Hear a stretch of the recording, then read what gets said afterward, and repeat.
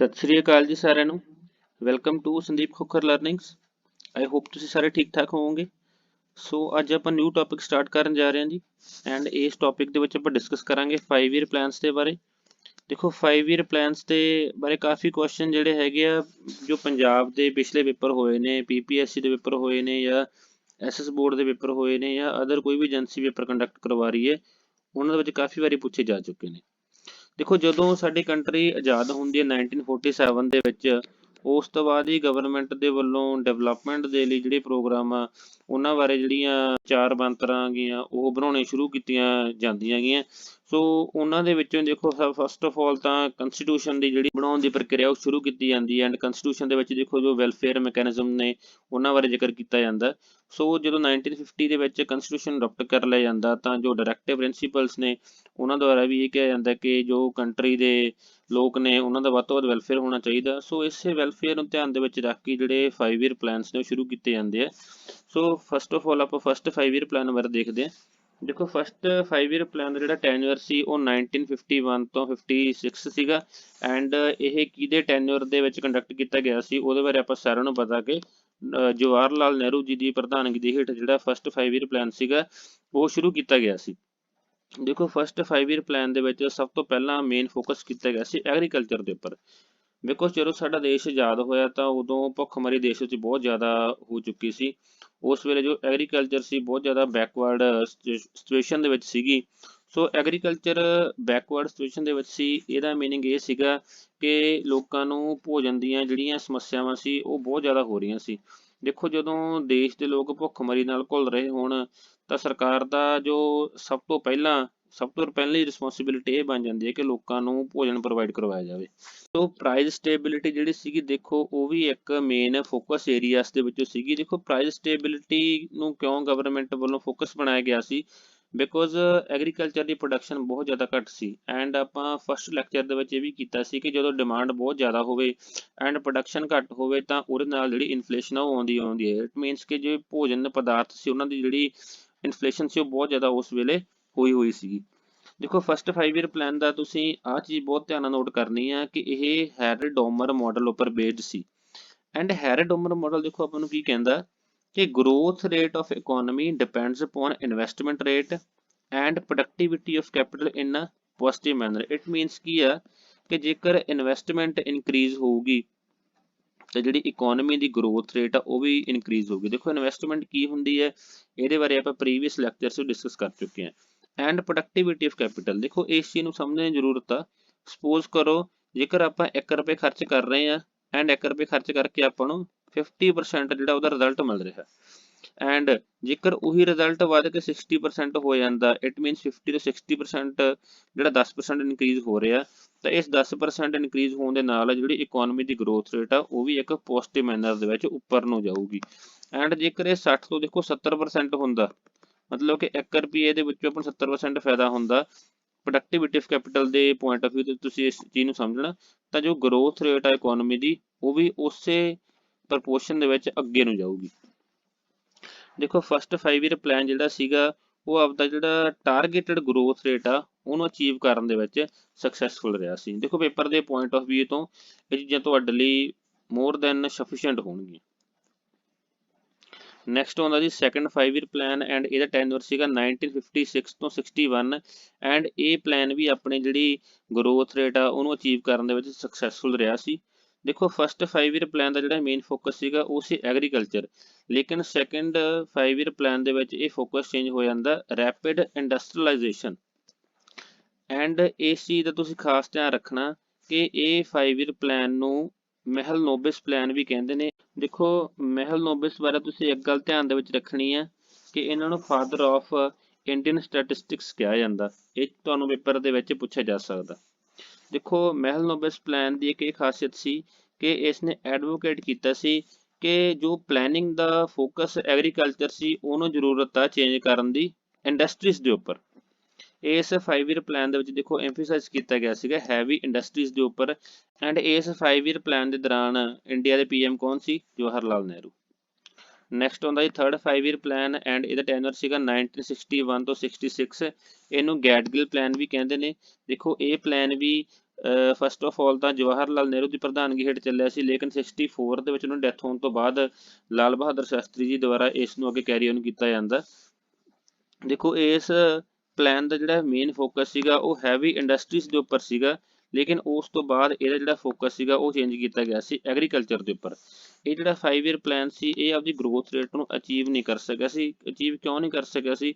Because ਦੇਖੋ India China ਵਾਰ 1962 ਦੇ ਵਿੱਚ ਹੁੰਦੀ ਆ, ਉਹਦੇ ਕਰਕੇ ਜਿਹੜਾ ਦੇਸ਼ ਦਾ ਜ਼ਿਆਦਾ ਪੈਸਾ ਉਹ ਉਧਰ ਵਾਰ ਇਕਵਿਪਮੈਂਟਸ ਵਿੱਚ ਲੱਗ ਜਾਂਦਾ, ਐਂਡ ਇੰਡੀਆ ਨੂੰ 1965 ਦੇ ਵਿੱਚ ਇੰਡੋ ਪਾਕਿਸਤਾਨ ਵਾਰ ਦਾ ਵੀ ਸਾਹਮਣਾ ਕਰਨਾ ਪੈਂਦਾ। ਸੋ ਦੇਖੋ ਦੋ ਵਾਰਸ ਇਸ ਟਾਈਮ ਪੀਰੀਅਡ ਦੇ ਵਿੱਚ ਹੋ ਜਾਂਦੀਆਂ, ਸੋ ਇਸ ਕਰਕੇ ਇਹ ਜਿਹੜਾ ਪਲਾਨ ਆ ਆਪਦੀ ਗਰੋਥ ਰੇਟ ਨੂੰ ਅਚੀਵ ਨਹੀਂ ਕਰ ਸਕਿਆ ਸੀ। ਅੱਗੇ ਦੇਖੋ ਆਉਂਦੇ ਹੈਗੇ ਜੀ ਪਲਾਨ ਹੌਲੀਡੇ। ਪਲਾਨ ਹੌਲੀਡੇ ਦਾ ਮੀਨਿੰਗ ਕੀ ਆ ਕਿ 1966 ਤੋਂ 1969 ਦੇ ਵਿਚਾਲੇ ਗਵਰਨਮੈਂਟ ਦੁਆਰਾ ਦੇਖੋ ਕੋਈ 5 ਈਅਰ ਪਲਾਨ ਨਹੀਂ ਇਸ਼ੂ ਕੀਤੇ ਜਾਂਦੇ, ਗਵਰਨਮੈਂਟ ਦੁਆਰਾ ਐਨੂਅਲ ਪਲਾਨ ਲੈ ਕੇ ਜਾਂਦੇ ਸੋ ਜਦੋਂ ਆਪਾਂ ਦੇਖੋ ਅੱਗੇ ਪਲਾਨ ਹੌਲੀਡੇ ਬਾਰੇ ਦੇਖਦੇ ਹਾਂ ਤਾਂ ਇਹਦੇ ਵਿੱਚ ਕੀ ਹੁੰਦਾ ਜੀ, ਡਿਸਕੰਟੀਨਿਊਸ਼ਨ ਆਫ ਪਲਾਨਸ ਹੁੰਦੀ ਆ। ਫੂਡ ਕ੍ਰਾਈਸਿਸ ਦਾ ਦੇਖੋ ਸਾਰੇ ਦੇਸ਼ ਨੂੰ ਸਾਹਮਣਾ ਕਰਨਾ ਪੈਂਦਾ, ਬਿਕੋਜ਼ ਦੇਖੋ ਦੋ ਵਾਰਸ ਦਾ ਕੰਟਰੀ ਨੂੰ ਜਦੋਂ ਸਾਹਮਣਾ ਕਰਨਾ ਪੈ ਰਿਹਾ ਤਾਂ ਆਪਾਂ ਓਬਵੀਅਸ ਹੀ ਆ ਕਿ ਫੂਡ ਕ੍ਰਾਈਸਿਸ ਆਊਗਾ ਹੀ ਆਊਗਾ, ਬਿਕੋਜ਼ ਜੋ ਪੈਸਾ ਗਵਰਨਮੈਂਟ ਦੇ ਦੁਆਰਾ ਪ੍ਰੋਡਕਟਿਵ ਕੰਮਾਂ ਦੇ ਵਿੱਚ ਲਗਾਇਆ ਜਾਣਾ ਸੀ ਉਹੀ ਪੈਸਾ ਗਵਰਨਮੈਂਟ ਨੂੰ ਵਾਰ ਦੇ ਵਿੱਚ ਲਗਾਉਣਾ ਪੈ ਰਿਹਾ। ਸੋ ਇਸ ਟਾਈਮ ਦੇ ਵਿੱਚ ਦੇਖੋ ਗਵਰਨਮੈਂਟ ਦੇ ਦੁਆਰਾ ਪ੍ਰਾਇਮਰੀਲੀ ਫੋਕਸ ਕੀਤਾ ਜਾਂਦਾ ਐਗਰੀਕਲਚਰ ਦੇ ਉੱਪਰ, ਐਂਡ ਇਹਨਾਂ ਪਲਾਨ ਹੌਲੀਡੇਜ਼ ਦੇ ਵਿਚਾਲੇ ਹੀ ਗ੍ਰੀਨ ਰੈਵੋਲੂਸ਼ਨ ਦੇ ਜਿਹੜੇ ਸੀਡਸ ਆ ਉਹ ਲੇ ਕੀਤੇ ਜਾਂਦੇ। ਇਟ ਮੀਨਸ ਕਿ ਗ੍ਰੀਨ ਰੈਵੋਲੂਸ਼ਨ ਦੇ ਵਾਸਤੇ ਜਿਹੜੀ ਜ਼ਮੀਨ ਆ ਉਹ ਹੌਲੀ ਹੌਲੀ ਇਹਨਾਂ ਪਲਾਨ ਹੌਲੀਡੇਜ਼ ਵਿੱਚ ਤਿਆਰ ਹੁੰਦੀ ਹੈ। ਨੈਕਸਟ ਹੈਗਾ ਜੀ 4th 5 ਈਅਰ ਪਲਾਨ, ਐਂਡ ਇਸ 5 ਈਅਰ ਪਲਾਨ ਦਾ ਟੈਨਿਓਰ ਸੀਗਾ 1969 ਤੋਂ 1974। ਦੇਖੋ ਇਸ ਦਾ ਜਿਹੜਾ ਬੇਸਿਕ ਪਰਪਸ ਸੀਗਾ ਉਹ ਸੀਗਾ self sufficiency in food and self reliance. ਦੇਖੋ ਆਪਾਂ ਅੱਗੇ ਪਿੱਛੇ ਜ਼ਿਕਰ ਕਰਕੇ ਆਏ ਆ ਕਿ ਕੰਟਰੀ ਨੂੰ ਫੂਡ ਕ੍ਰਾਈਸਿਸ ਦਾ ਸਾਹਮਣਾ ਕਰਨਾ ਪੈਂਦਾ, ਸੋ ਇਸ ਪਲਾਨ ਦੇ ਵਿੱਚ ਫੋਕਸ ਚੇਂਜ ਹੁੰਦਾ ਫੂਡ ਸੈਲਫ ਸਫੀਸ਼ੀਐਂਸੀ ਤੇ and self Reliance, because government ਨੂੰ ਦੇਖੋ ਇਹਨਾਂ ਵਾਰਸ ਦੇ ਵਿੱਚ ਅਦਰ ਕੰਟਰੀਜ਼ ਦੇ ਬਹੁਤ ਜ਼ਿਆਦਾ ਡਿਪੈਂਡ ਹੋਣਾ ਪੈਂਦਾ, ਇਸ ਕਰਕੇ ਇਸ 5 ਈਅਰ ਪਲਾਨ ਦੇ ਵਿੱਚ ਫੋਕਸ ਚੇਂਜ ਹੁੰਦਾ ਸੈਲਫ ਰਿਲਾਇੰਸ ਤੇ। And this plan was aimed at saying no to foreign aid. And during this plan, Indira Gandhi gave slogan of ਗਰੀਬੀ ਹਟਾਓ in 1971 elections। ਦੇਖੋ ਆਹ ਤੁਹਾਡੇ ਪੇਪਰ ਦੇ ਪੁਆਇੰਟ ਆਫ ਵਿਊ ਤੋਂ ਕਾਫੀ ਇੰਪੋਰਟੈਂਟ ਹੋ ਜਾਂਦਾ ਕਿ ਗਰੀਬੀ ਹਟਾਓ ਨਾਰਾ ਜਿਹੜਾ ਸੀਗਾ ਉਹ 4th 5 ਈਅਰ ਪਲਾਨ ਦੇ ਵਿੱਚ ਦਿੱਤਾ ਗਿਆ ਸੀ, ਐਂਡ ਇਹ 5 ਈਅਰ ਪਲਾਨ ਵੀ ਆਪਦੇ ਜਿਹੜੇ ਟਾਰਗੇਟਸ ਨੇ ਉਹਨਾਂ ਨੂੰ ਅਚੀਵ ਨਹੀਂ ਕਰ ਸਕਿਆ ਸੀ। ਦੇਖੋ ਇਸੇ 5 ਈਅਰ ਪਲਾਨ ਦੇ ਅੰਡਰ ਹੀ ਗਵਰਨਮੈਂਟ ਦੇ ਦੁਆਰਾ ਬੈਂਕਿੰਗ ਸੈਕਟਰ ਦੇ ਵਿੱਚ ਵੀ ਕੰਮ ਕੀਤਾ ਜਾਂਦਾ। ਤੁਸੀਂ ਅੱਗੇ ਜਦੋਂ ਮੈਂ ਇਕਨੋਮੀ ਦੀ ਇਸੇ ਕਲਾਸਾਂ ਦੇ ਵਿੱਚ ਬੈਂਕਿੰਗ ਬਾਰੇ ਜ਼ਿਕਰ ਕਰੂੰਗਾ ਤੁਸੀਂ ਦੇਖੋਗੇ ਕਿ 1969 ਦੇ ਵਿੱਚ ਗਵਰਨਮੈਂਟ ਦੇ ਦੁਆਰਾ 14 ਬੈਂਕਸ ਨੂੰ ਨੈਸ਼ਨਲਾਈਜ਼ ਕੀਤਾ ਜਾਂਦਾ। ਸੋ ਇਸ ਤਰ੍ਹਾਂ ਦੀਆਂ ਚੀਜ਼ਾਂ ਵੀ ਤੁਸੀਂ ਧਿਆਨ ਦੇ ਵਿੱਚ ਰੱਖਣੇ, ਤੁਹਾਨੂੰ ਪੇਪਰ ਦੇ ਵਿੱਚ ਇਹਨਾਂ 'ਚੋਂ ਵੀ ਸਵਾਲ ਪੁੱਛਿਆ ਜਾ ਸਕਦਾ। ਐਂਡ ਜੇਕਰ ਤੁਹਾਨੂੰ ਪੇਪਰ 'ਚ ਕੁਐਸਚਨ ਆਉਂਦਾ ਕਿ 4th 5 ਈਅਰ ਪਲਾਨ ਦੇ ਵੇਲੇ ਇੰਡੀਆ ਦੇ PM ਕੌਣ ਸੀ ਤਾਂ ਉਹਦਾ ਆਨਸਰ ਕੀ ਹੋਊਗਾ, ਇੰਦਰਾ ਗਾਂਧੀ। ਨੈਕਸਟ ਗੱਲ ਕਰਦੇ ਹਾਂ 5th 5 ਈਅਰ ਪਲਾਨ ਦੀ ਜੀ। 5th 5 ਈਅਰ ਪਲਾਨ ਦਾ ਟੈਨਿਓਰ ਸੀਗਾ 1974 to 1979। ਇਹਦਾ ਜਿਹੜਾ ਦੇਖੋ ਬੇਸਿਕ ਜਿਹੜਾ ਟਾਰਗੇਟ ਸੀਗਾ ਉਹ ਕੀ ਸੀਗਾ, removal of poverty, and it was drafted by DP ਧਰ।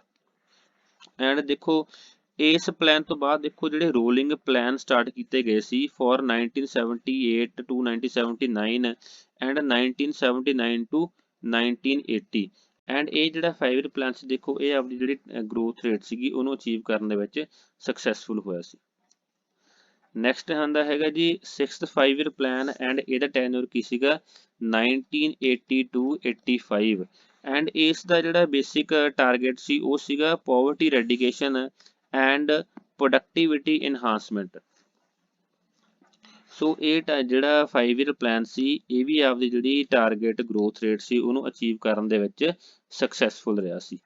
ਨੈਕਸਟ ਹੈਗਾ ਜੀ 7th 5 ਈਅਰ ਪਲਾਨ ਜਿਹੜਾ ਕਿ 1985 to 1990 ਤੱਕ ਚੱਲਿਆ ਸੀ। ਇਹਦਾ ਜਿਹੜਾ ਬੇਸਿਕ ਫੋਕਸ ਸੀਗਾ ਉਹ ਸੀਗਾ ਪ੍ਰੋਡਕਟਿਵਿਟੀ ਐਂਡ ਵਰਕ ਇਨਹਾਂਸਮੈਂਟ ਤੇ। ਇਸ 5 ਈਅਰ ਪਲਾਨ ਦੇ ਵਿੱਚ first time private sector was given priority over public sector. ਦੇਖੋ ਇਸ 5 ਈਅਰ ਪਲਾਨ ਦੇ ਦੌਰਾਨ ਕੀ ਹੋਇਆ ਸੀਗਾ ਕਿ ਸੈਂਟਰ ਦੇ ਉੱਪਰ ਜਿਹੜੀ ਸਿਚੁਏਸ਼ਨ ਸੀ ਸੈਂਟਰ ਗਵਰਨਮੈਂਟ ਦੀ ਉਹ ਕਾਫੀ ਜ਼ਿਆਦਾ ਡਗਮਗਾ ਗਈ ਸੀ, ਇਸੇ ਕਰਕੇ ਹੀ 91 ਐਂਡ 92 ਦੇ ਵਿੱਚ ਜਿਹੜੇ ਸੀਗੇ ਉਹ 1 ਈਅਰ ਪਲਾਨ ਜਿਹੜੇ ਸੀ ਉਹ ਸਟਾਰਟ ਕੀਤੇ ਗਏ ਸੀ। ਐਂਡ ਇਹ ਜਿਹੜਾ 5 ਈਅਰ ਪਲਾਨ ਸੀਗਾ ਉਹ ਆਪਦੀ ਜਿਹੜੀ ਗਰੋਥ ਰੇਟ ਸੀ ਉਹਨੂੰ ਅਚੀਵ ਕਰਨ ਦੇ ਵਿੱਚ ਸਕਸੈਸਫੁਲ ਰਿਹਾ ਸੀ। ਦੇਖੋ ਤੁਹਾਨੂੰ ਪੇਪਰ ਦੇ ਵਿੱਚ ਕੁਐਸਚਨ ਇਹ ਪੁੱਛਿਆ ਜਾ ਸਕਦਾ ਕਿ ਇਹਨਾਂ 5 ਈਅਰ ਪਲਾਨਸ ਦੇ ਦੌਰਾਨ ਇੰਡੀਆ ਦੇ ਪੀਐਮ ਕੌਣ ਸੀ, ਤਾਂ ਉਹ ਕੌਣ ਸੀਗੇ? ਰਾਜੀਵ ਗਾਂਧੀ ਜੀ। ਸੋ ਇਹ ਵੀ ਤੁਹਾਨੂੰ ਪੇਪਰ ਦੇ ਵਿੱਚ ਕੁਐਸਚਨ ਪੁੱਛਿਆ ਜਾ ਸਕਦਾ। ਸੋ ਦੇਖੋ ਜੋ ਨੈਕਸਟ ਹੁਣ 5 ਈਅਰ ਪਲਾਨ ਦੀ ਗੱਲ ਕਰਾਂਗੇ, ਇਸ 5 ਈਅਰ ਪਲਾਨ ਦਾ ਬਹੁਤ ਜ਼ਿਆਦਾ ਰੋਲ ਰਿਹਾ ਇੰਡੀਆ ਦੀ ਇਕਨੋਮੀ ਨੂੰ ਸ਼ੇਪ ਕਰਨ ਦੇ ਵਿੱਚ, ਬਿਕੋਜ਼ 1990 to 1992 ਦੇ ਵਿੱਚ ਜੋ ਇੰਡੀਆ ਦੀ ਫੋਰਨ ਐਕਸਚੇਂਜ ਸਿਚੁਏਸ਼ਨ ਹੁੰਦੀ ਹੈ ਉਹ ਇੰਨੀ ਜ਼ਿਆਦਾ ਖਰਾਬ ਹੋ ਜਾਂਦੀ ਹੈ ਕਿ ਇੰਡੀਆ ਨੂੰ IMF ਕੋਲ ਜਾਣਾ ਪੈਂਦਾ। ਐਂਡ ਇੰਡੀਆ ਜਦੋਂ IMF ਕੋਲ ਜਾਂਦਾ ਤਾਂ IMF ਇੰਡੀਆ ਨੂੰ ਸ਼ਰਤਾਂ ਰੱਖਦਾ ਕਿ ਜੇਕਰ ਤੁਸੀਂ ਇਹ ਸ਼ਰਤਾਂ ਕੰਪਲੀਟ ਕਰੋਗੇ ਤਾਂ ਹੀ ਅਸੀਂ ਤੁਹਾਨੂੰ ਲੋਨ ਦੇਵਾਂਗੇ। ਸੋ ਇਸੇ ਕਰਕੇ ਹੀ 8th 5 ਈਅਰ ਪਲਾਨ ਦੇ ਵਿੱਚ LPG ਰਿਫਾਰਮਸ ਜਿਹੜੇ ਹੈਗੇ ਆ ਉਹ ਇੰਡੀਅਨ ਇਕਨੋਮੀ ਵਿੱਚ ਇੰਟਰੋਡਿਊਸ ਹੁੰਦੇ ਆ। ਦੇਖੋ ਇੱਥੇ ਜੋ L ਆ ਉਹਦਾ ਮੀਨਿੰਗ ਕੀ ਹੈ? ਲਿਬਰਲਾਈਜੇਸ਼ਨ। P ਆ, P ਦਾ ਮੀਨਿੰਗ ਕੀ ਹੈ? ਪ੍ਰਾਈਵੇਟਾਈਜੇਸ਼ਨ। ਐਂਡ G ਦਾ ਮੀਨਿੰਗ ਕੀ ਹੈ? ਗਲੋਬਲਾਈਜੇਸ਼ਨ। ਸੋ ਇਹਨਾਂ ਨੂੰ ਨਿਊ ਇਕਨੋਮਿਕ ਰਿਫਾਰਮਸ ਦਾ ਨਾਮ ਵੀ ਦਿੱਤਾ ਜਾਂਦਾ। ਸੋ ਇਹ 8th 5 ਈਅਰ ਪਲਾਨ ਦਾ ਟੈਨਿਓਰ ਸੀਗਾ 1992 to 1997 ਐਂਡ ਇਹਦਾ ਜਿਹੜਾ ਬੇਸਿਕ ਪਰਪਸ ਸੀ ਉਹ ਸੀਗਾ ਹਿਊਮਨ ਰਿਸੋਰਸ ਡਿਵੈਲਪਮੈਂਟ। ਐਂਡ ਇਹ ਜਿਹੜਾ 8th 5 ਈਅਰ ਪਲਾਨ ਸੀ ਇਹ ਆਪਦੀ ਟਾਰਗੇਟਡ ਗਰੋਥ ਰੇਟ ਨੂੰ ਅਚੀਵ ਕਰਨ ਦੇ ਵਿੱਚ ਸਕਸੈਸਫੁਲ ਰਿਹਾ ਸੀ। ਸੋ ਜੇਕਰ ਤੁਹਾਨੂੰ ਇਹ ਪੁੱਛਿਆ ਜਾਂਦਾ ਕਿ ਇਹ ਕਿਹਨਾਂ ਦੀ ਪ੍ਰਧਾਨਗੀ ਹੇਠ ਲੈ ਕੇ ਆਂਦਾ ਗਿਆ ਸੀ ਤਾਂ ਇਹਦਾ ਆਨਸਰ ਸੀਗਾ ਜੀ ਨਰਸਿਮਹਾ ਰਾਓ। ਇਹ ਤੁਸੀਂ ਆਪਣੇ ਮਾਈਂਡ ਦਾ ਚੰਗੀ ਤਰ੍ਹਾਂ ਬਿਠਾ ਲੈਣਾ। ਨੈਕਸਟ ਗੱਲ ਕਰਦੇ ਆਪਾਂ 9th 5 ਈਅਰ ਪਲਾਨ ਦੀ ਜੀ। 9th 5 ਈਅਰ ਪਲਾਨ ਆਇਆ ਸੀਗਾ 1997 to 2002 ਐਂਡ ਇਹਦਾ ਬੇਸਿਕ ਸੀਗਾ growth with justice and equity and it didn't achieve desired growth rate. ਦੇਖੋ ਇਕੁਐਲਿਟੀ ਦੇ ਐਂਡ ਇਕੁਇਟੀ ਦੇ ਕਨਸੈਪਟ ਨੂੰ ਸਮਝਣ ਦੀ ਤੁਹਾਨੂੰ ਜ਼ਰੂਰਤ ਆ। ਇਕੁਐਲਿਟੀ ਦਾ ਮੀਨਿੰਗ ਕੀ ਹੈ? ਦੇਖੋ ਕਿ ਸਭ ਨੂੰ ਇੱਕੋ ਤਰ੍ਹਾਂ ਟ੍ਰੀਟ ਕਰਨਾ, ਲੇਕਿਨ ਇਕੁਇਟੀ ਦਾ ਮੀਨਿੰਗ ਇਹ ਹੈ ਕਿ ਉਹਨਾਂ ਦੇ ਹਾਲਾਤਾਂ ਨੂੰ ਧਿਆਨ ਦੇ ਵਿੱਚ ਰੱਖ ਕੇ ਉਹਨਾਂ ਨੂੰ ਉਸ ਤਰ੍ਹਾਂ ਟ੍ਰੀਟ ਕਰਨਾ। ਜਿਵੇਂ ਕਿ ਹੁਣ ਗਵਰਨਮੈਂਟ ਦੁਆਰਾ 600 ਯੂਨਿਟਾਂ ਫ੍ਰੀ ਦਿੱਤੀਆਂ ਜਾ ਰਹੀਆਂ, ਜੇਕਰ ਗਵਰਨਮੈਂਟ ਇਕੁਐਲਿਟੀ ਦੇ ਹਿਸਾਬ ਨਾਲ ਉਹ ਚੀਜ਼ ਕਰਦੀ ਤਾਂ ਇਹਦਾ ਮੀਨਿੰਗ ਇਹ ਸੀਗਾ ਕਿ ਸਾਰੇ ਅਮੀਰਾਂ ਨੂੰ ਸਾਰੇ ਗਰੀਬਾਂ ਨੂੰ 600 ਯੂਨਿਟਾਂ ਮਾਫ ਕਰਨੀਆਂ। ਲੇਕਿਨ ਗਵਰਨਮੈਂਟ ਹੁਣ ਇਕੁਇਟੀ ਦੇ ਸਿਧਾਂਤ ਨੂੰ ਵਰਤ ਰਹੀ ਹੈ, ਬਿਕੋਜ਼ ਇਹਦੇ ਵਿੱਚ ਕੀ ਕੀਤਾ ਗਿਆ ਕਿ ਜੋ ਟੈਕਸ ਪੇ ਕਰ ਰਹੇ ਆ ਉਹ ਇਸ 600 ਯੂਨਿਟ ਦੇ ਦਾਇਰੇ ਵਿੱਚ ਨਹੀਂ ਆਉਂਦੇ। ਇਟ ਮੀਨਸ ਕਿ ਉਹ ਅਫੋਰਡ ਕਰ ਸਕਦੇ ਆ ਬਿੱਲ ਪੇ ਕਰਨਾ। ਸੋ ਜੋ 600 ਯੂਨਿਟ ਗਵਰਨਮੈਂਟ ਵੱਲੋਂ ਬਿਜਲੀ ਦੀ ਮਾਫ ਕੀਤੀ ਗਈ ਹੈ ਉਹ ਇਕੁਇਟੀ ਦੇ ਬੇਸਡ ਆ। ਜੇਕਰ ਗਵਰਨਮੈਂਟ ਸਾਰਿਆਂ ਨੂੰ ਹੀ 600 ਯੂਨਿਟ ਮਾਫ ਕਰ ਦਿੰਦੀ ਤਾਂ ਉਹ ਕਿਹਦੇ ਬੇਸਡ ਹੋਣਾ ਸੀ? ਉਹ ਇਕੁਐਲਿਟੀ ਦੇ ਬੇਸਡ ਹੋਣਾ ਸੀ। ਨੈਕਸਟ ਆਪਾਂ ਗੱਲ ਕਰਦੇ ਹੈਗੇ ਜੀ 10th 5 ਈਅਰ ਪਲਾਨ ਦੀ। 10th 5 ਈਅਰ ਪਲਾਨ ਦਾ ਟੈਨਰ ਸੀਗਾ 2002 to 2007 ਐਂਡ ਇਹ 5 ਈਅਰ ਪਲਾਨ ਏਮ ਕਰਦਾ ਸੀਗਾ double per capita income of India in 10 year and reducing poverty by 15% through 2012 and ਦੇਖੋ 2004 ਤੱਕ ਜਿਹੜੇ ਸੀਗੇ ਉਹ ਅਟਲ ਬਿਹਾਰੀ ਵਾਜਪਾਈ ਜੀ ਇੰਡੀਆ ਦੇ PM ਰਹਿੰਦੇ ਆ। ਸੋ ਉਸ ਤੋਂ ਬਾਅਦ ਇਸ 5 ਈਅਰ ਪਲਾਨ ਨੂੰ ਕੈਰੀ ਔਨ ਕੀਤਾ ਜਾਂਦਾ ਮਨਮੋਹਨ ਸਿੰਘ ਜੀ ਦੁਆਰਾ। ਨੈਕਸਟ ਹੈਗਾ ਜੀ 11th 5 ਈਅਰ ਪਲਾਨ। ਇਹਦਾ ਟੈਨਰ ਸੀਗਾ 2007 to 2012। ਇਹ ਪ੍ਰਪੇਅਰ ਕੀਤਾ ਗਿਆ ਸੀ C ਰੰਗਾਰਾਜਨ ਦੁਆਰਾ। ਦੇਖੋ ਇਸ ਚੀਜ਼ ਨੂੰ ਤੁਸੀਂ ਬੜੇ ਹੀ ਚੰਗੀ ਤਰ੍ਹਾਂ ਧਿਆਨ ਨਾਲ ਯਾਦ ਕਰ ਲੈਣਾ। ਐਂਡ ਇਹਦਾ ਜਿਹੜਾ ਬੇਸਿਕ ਪਰਪਸ ਸੀਗਾ ਉਹ ਸੀਗਾ foster and more inclusive growth and it did not achieved it's desired growth rate. Last one ਹੈਗਾ ਜੀ 12th 5 ਈਅਰ ਪਲਾਨ ਐਂਡ ਇਹਦਾ ਟੈਨਰ ਸੀਗਾ 2012 ਤੋਂ 2017 ਐਂਡ ਇਹਦਾ ਜਿਹੜਾ ਬੇਸਿਕ ਪਰਪਸ ਸੀਗਾ ਉਹ ਸੀਗਾ foster more inclusive and sustainable growth and ਇਹਦੀ ਜਿਹੜੀ ਟਾਰਗੇਟਡ ਗਰੋਥ ਰੇਟ ਸੀਗੀ ਉਹ ਸੀਗੀ 8%। ਸੋ ਅੱਗੇ ਹੈਗੇ ਜੀ 11th 5 ਈਅਰ ਪਲਾਨ ਦੇ targets and 12th 5 year plan ਦੇ ਟਾਰਗੇਟ। ਸੋ ਇਹਨਾਂ ਟਾਰਗੇਟਸ ਨੂੰ ਤੁਸੀਂ ਵੀਡੀਓ ਨੂੰ ਪੌਜ਼ ਕਰਕੇ ਇੱਕ ਵਾਰ ਜ਼ਰੂਰ ਰੀਡ ਕਰ ਲੈਣਾ। 11th 5 ਈਅਰ ਪਲਾਨ ਦਾ ਟਾਰਗੇਟ ਸੀਗਾ GDP ਨੂੰ 9% ਕਰਨਾ, ਪੋਵਰਟੀ ਨੂੰ 10% ਨਾਲ ਰਿਡਿਊਸ ਕਰਨਾ, ਲਿਟਰੇਸੀ ਨੂੰ 85% ਤੇ ਲੈ ਕੇ ਆਉਣਾ, ਜੈਂਡਰ ਗੈਪ ਇਨ ਲਿਟਰੇਸੀ ਨੂੰ 10% ਨਾਲ ਘੱਟ ਕਰਨਾ ਐਂਡ ਅਦਰ ਜਿਹੜੇ ਹੈਗੇ ਉਹ ਤੁਸੀਂ ਵੀਡੀਓ ਪੌਜ਼ ਕਰਕੇ ਦੇਖ ਲੈਣੇ ਆ। ਜਦੋਂ ਆਪਾਂ 12th 5 ਈਅਰ ਪਲਾਨ ਬਾਰੇ ਦੇਖ ਰਹੇ ਹਾਂ ਦੇਖੋ ਤਾਂ ਇਹਦਾ ਜਿਹੜਾ ਬੇਸਿਕ ਪਰਪਸ ਸੀਗਾ ਕਿ average growth rate of GDP 8% ਹੋਣੀ ਚਾਹੀਦੀ ਹੈ। ਐਗਰੀਕਲਚਰ ਦੇ ਵਿੱਚ ਗਰੋਥ ਰੇਟ ਦੇਖੋ 4% ਹੋਣੀ ਚਾਹੀਦੀ ਹੈ reducing poverty by 10% and many other, ਜਿਹੜੇ ਤੁਸੀਂ ਵੀਡੀਓ ਪੋਸਟ ਕਰਕੇ ਦੇਖ ਲਿਓ। ਸੋ 12th 5 ਈਅਰ ਪਲਾਨ ਤੋਂ ਬਾਅਦ ਦੇਖੋ ਗਵਰਨਮੈਂਟ ਵੱਲੋਂ ਜਿਹੜਾ ਪਲੈਨਿੰਗ ਕਮਿਸ਼ਨ ਆ ਉਹਨੂੰ ਸਕ੍ਰੈਪ ਕੀਤਾ ਜਾਂਦਾ ਐਂਡ ਨਵਾਂ ਇੰਸਟੀਟਿਊਸ਼ਨ ਜਿਹੜਾ ਹੈਗਾ ਉਹ ਲੈ ਕੇ ਜਾਂਦਾ ਐਂਡ ਉਹਦਾ ਨਾਮ ਕੀ ਹੁੰਦਾ ਹੈਗਾ, ਨੀਤੀ ਆਯੋਗ। ਦੇਖੋ ਨੀਤੀ ਆਯੋਗ ਬਾਰੇ ਲਕਸ਼ਮੀਕਾਂਤ ਪੋਲਿਟੀ ਦੇ ਵਿੱਚ ਇੱਕ ਅਲੱਗ ਤੋਂ ਚੈਪਟਰ ਬਣਿਆ ਹੋਇਆ। ਸੋ ਮੈਂ ਤੁਹਾਨੂੰ ਸਾਰਿਆਂ ਨੂੰ ਇੱਕ ਰਿਕਮੈਂਡੇਸ਼ਨ ਦਿੰਦਾ ਕਿ ਤੁਸੀਂ ਪਲੀਜ਼ ਉਹ ਚੈਪਟਰ ਜਾ ਕੇ ਜ਼ਰੂਰ ਰੀਡ ਕਰੋ, ਸੋ ਦੈਟ ਤੁਹਾਨੂੰ ਨੀਤੀ ਆਯੋਗ ਦੇ ਸਟਰਕਚਰ ਬਾਰੇ ਪਤਾ ਲੱਗੂਗਾ, ਨੀਤੀ ਆਯੋਗ ਦੀ ਵਰਕਿੰਗ ਦੇ ਬਾਰੇ ਪਤਾ ਲੱਗੂਗਾ ਐਂਡ ਮੈਨੀ ਅਦਰ ਥਿੰਗਸ ਜਿਹੜੇ ਪੇਪਰ ਦੇ ਪੁਆਇੰਟ ਆਫ ਵਿਊ ਤੋਂ ਕਾਫੀ ਇੰਪੋਰਟੈਂਟ ਨੇ। ਸੋ ਇਹ ਸੀਗਾ ਜੀ 5 ਈਅਰ ਪਲਾਨਸ ਐਂਡ ਉਹਨਾਂ ਨਾਲ ਰਿਲੇਟਡ ਕਾਫੀ ਅਦਰ ਜਿਹੜੇ ਟੌਪਿਕਸ ਪੇਪਰ ਦੇ ਪੁਆਇੰਟ ਆਫ ਵਿਊ ਤੋਂ ਇੰਪੋਰਟੈਂਟ ਨੇ। ਸੋ ਜੇਕਰ ਤੁਹਾਨੂੰ ਵੀਡੀਓ ਵਧੀਆ ਲੱਗੀ ਤਾਂ ਪਲੀਜ਼ ਲਾਈਕ ਕਰੋ, ਸ਼ੇਅਰ ਕਰੋ, ਆਪਣੇ ਵੈਲਿਊਏਬਲ ਕਮੈਂਟਸ ਵੀ ਜ਼ਰੂਰ ਤੁਸੀਂ ਕਮੈਂਟ ਸੈਕਸ਼ਨ ਵਿੱਚ ਡਰੋਪ ਕਰੋ। So that's all for today. So and ਦੇ ਵਿੱਚ ਇਹੀ ਕਹਿਣਾ ਚਾਹੂੰਗਾ ਜੀ, ਸਿੱਖਦੇ ਰਹੋ, ਸਿਖਾਉਂਦੇ ਰਹੋ ਐਂਡ ਅੱਗੇ ਵਧਦੇ ਰਹੋ। Thank you.